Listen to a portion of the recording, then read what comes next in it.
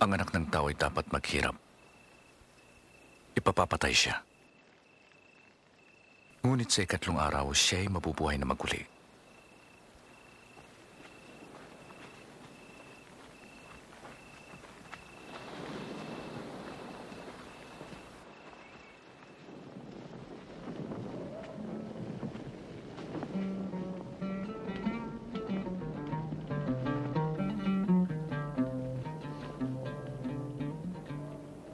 Sino sa inyo ang sasama sa akin? Susunod ako sa iyo, Guro.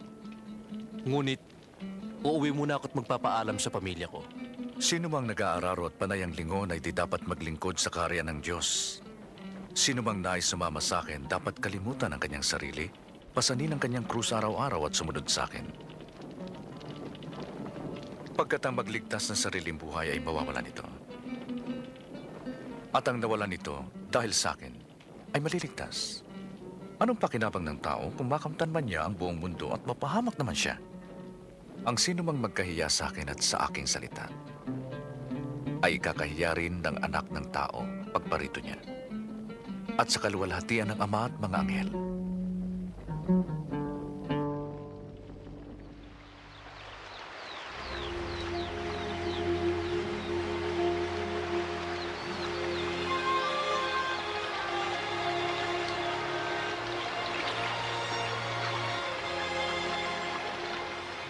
Turuan po ninyo kaming manalangin tulad ng ginawa ni Juan sa kanyang mga disipulo. Kung kayo'y mananalangin, sabihin niyo, Ama namin na nasa langit, purihin ang ngalan mo.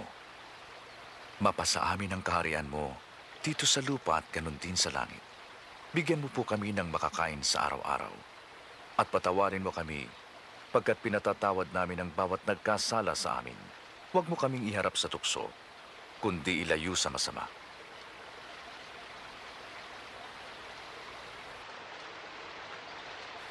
Tandaan nyo, huwag kayong mabalisa sa inyong buhay.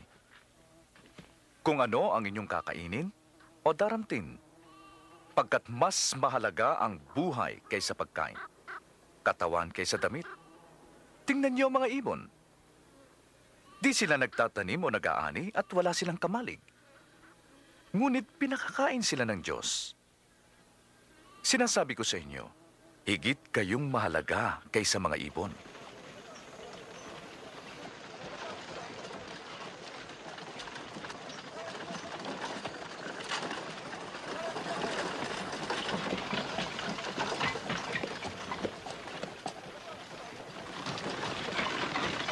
Mabuting guro, anong gagawin ko para makamit ang buhay na walang hanggan? Mabuti ba ako? Walang mabuti liban sa Diyos. Alam mo mga utos, huwag kang mangalunya, huwag kang papatay, huwag kang magbintang ng mali. Igalang mo ang iyong mga magulang. Tinupad ko na yan mula pa sa kabataan ko. Isang bagay pa ang kulang sa iyo.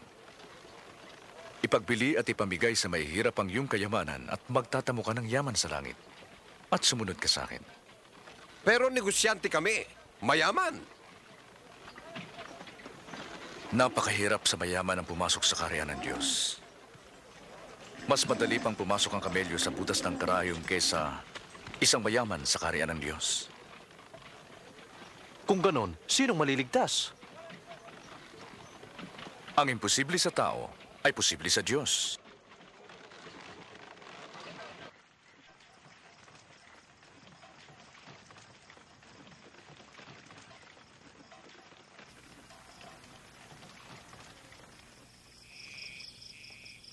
Mas madali pang mawala ang langit at ang lupa kaysa maalis ang kaliit-liitang bahagi ng kautusan.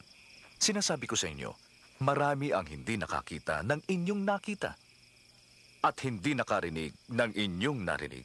Ano ang aming gagawin? Anong sinasabi ng kasulatan? Paano nyo ito paliliwanag?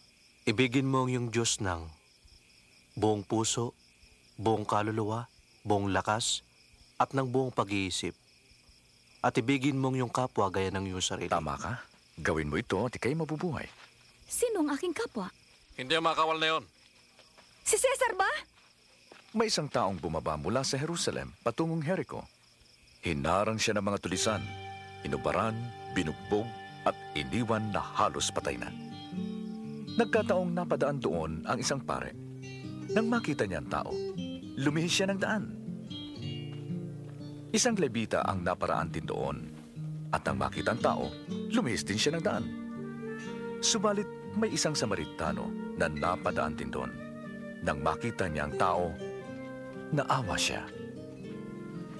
Nilapitan niya ang tao at binhusan ng langis at alak ang mga sugat. Isinakay sa kanyang asno at dinala sa bahay panuluyan para doon alagaan. Kinabukasan, binigyan niya ng pera ang may-ari. Sinabi niya, alagaan mo siya at kung kulang pa yan, babayaran ko sa aking pagbabalik.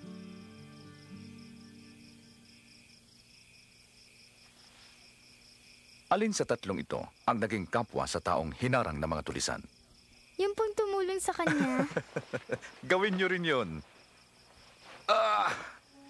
Hayaan niyong lumapit sa akin ang malilit na bata. Huwag niyo silang bawalan pagkat sa tulad nila ang karya ng Diyos. Sinasabi ko sa inyo, sino mang di tumatanggap sa kaharian ng Diyos tulad ng isang bata ay di makakapasok doon. Sino mang tumatanggap sa batang ito ay tumatanggap sa akin. At sino mang tumatanggap sa akin, tumatanggap sa nagsugo sa akin. Ang pinakaaba sa inyo ay ang pinakadakila.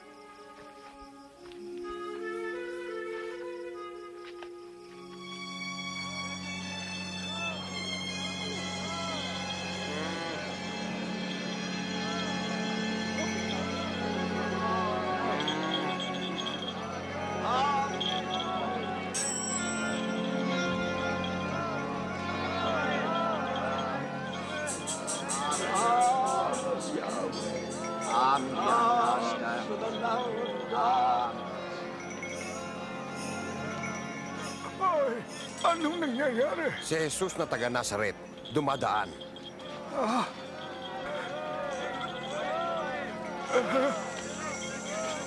Jesus!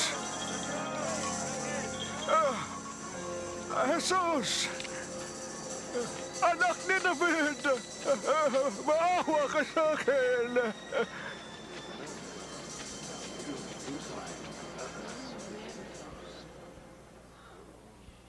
Anong gusto mong gawin ko sa'yo? Gusto kong makakita.